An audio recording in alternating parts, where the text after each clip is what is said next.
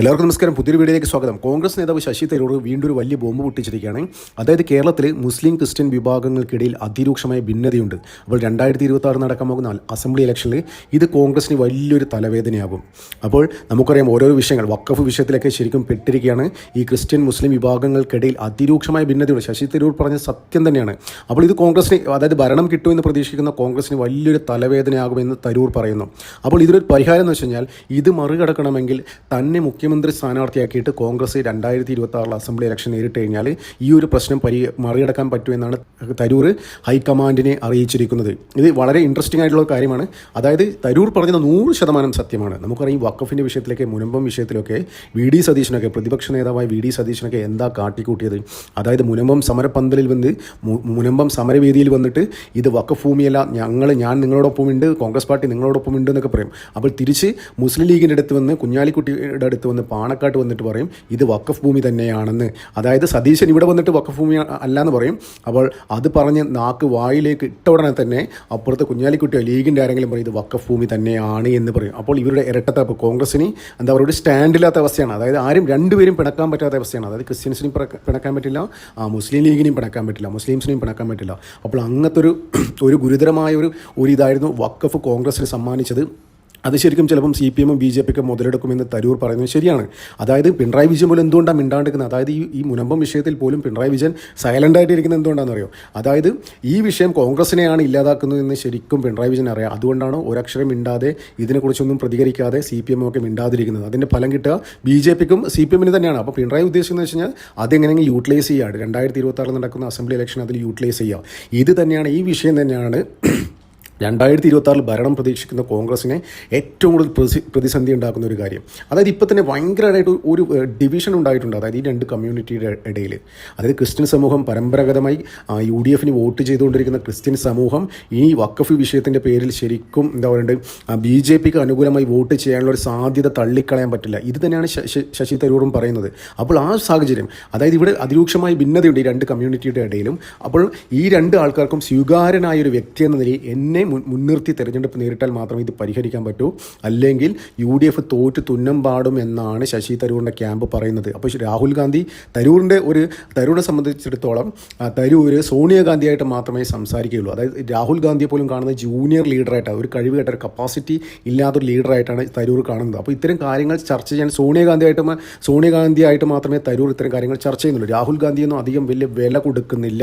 അപ്പോൾ ഇത് വലിയൊരു ഗുരുതരമായ കാര്യം തന്നെയാണ്. അതായത് തരൂർ പറഞ്ഞ 100% സത്യം തന്നെയാണ്. പക്ഷേ കോൺഗ്രസിൻ്റെ ഇവിടുത്തെ നേതാക്കന്മാർ അംഗീകരിക്കില്ല.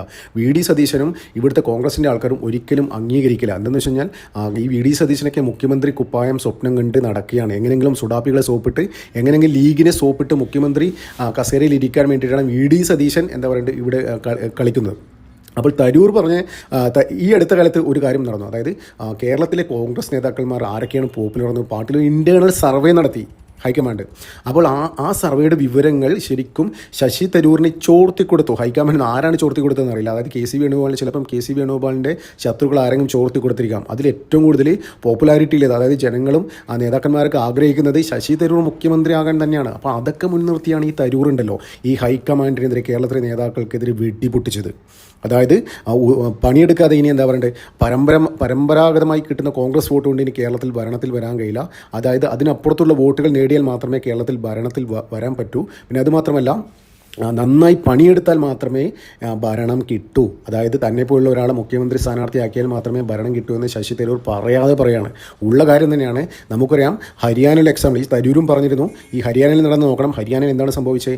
അതായത് തുടർച്ചയായി 2 തവണ ഭരിച്ച BJP സർക്കാരിനെതിരെ അതിരൂക്ഷമായ ഭരണവിരുദ്ധ വികാരം അവിടെ ഉണ്ടായിരുന്നു. പക്ഷേ അവിടുത്തെ കോൺഗ്രസ് പാർട്ടിക്ക് അത് യൂട്ടിലൈസ് ചെയ്യാൻ പറ്റിയില്ല. എന്താണെന്ന് വെച്ച് കഴിഞ്ഞാൽ അവർ വിചാരിച്ചു സ്വാഭാവികമായിട്ടും ജനങ്ങൾ ഇവരെ വെറുത്തു, ഇവരെ മടുത്തു.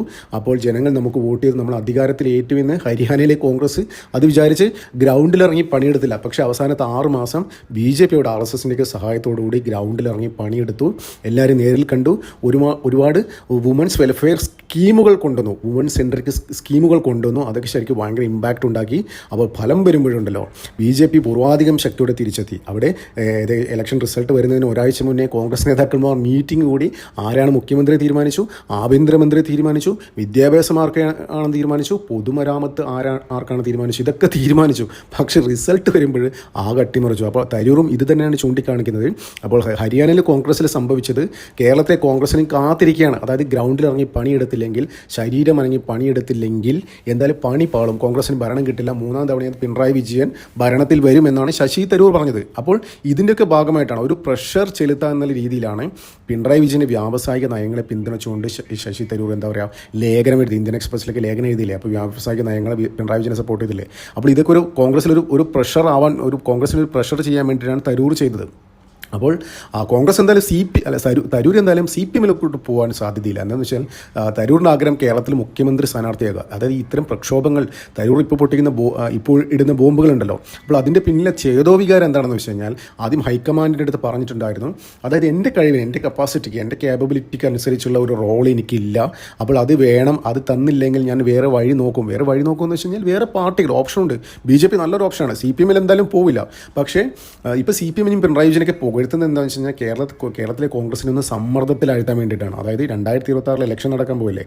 അപ്പോൾ എന്താ പറയുക, കേരളത്തിലെ കോൺഗ്രസ് പ്രധാനമായും പിണറായി വിജയന് എതിരെ ഉന്നയിക്കുന്ന ഒരു ആരോപണം എന്ന് വെച്ചാൽ ഇവിടെ വ്യവസായങ്ങൾ വരുന്നില്ല, അതായത് ഇവിടെ പുതിയ പുതിയ സംരംഭങ്ങൾ വരുന്നില്ല എന്നൊക്കെ പറഞ്ഞാണ് മെയിൻ അറ്റാക്ക്. പക്ഷേ അതിനെ സപ്പോർട്ട് ചെയ്തിട്ട് ശശി തരൂർ എന്ന കോൺഗ്രസ് നേതാവിന് വരുമ്പോൾ അവർക്ക് അതിനെതിരെ പിന്നീട് ഉച്ചരിക്കാൻ പറ്റില്ല. അതൊക്കെ കൊണ്ട് തന്നെ അതായത് ശരിക്കും കേരളത്തിലെ കോൺഗ്രസ് നേതാക്കന്മാരെ, കോൺഗ്രസ് പാർട്ടിയെ പ്രതിരോധത്തിലാഴ്ത്താൻ വേണ്ടിയിട്ടാണ് പിണറായി വിജയൻ സപ്പോർട്ട് ചെയ്ത് പറഞ്ഞത്.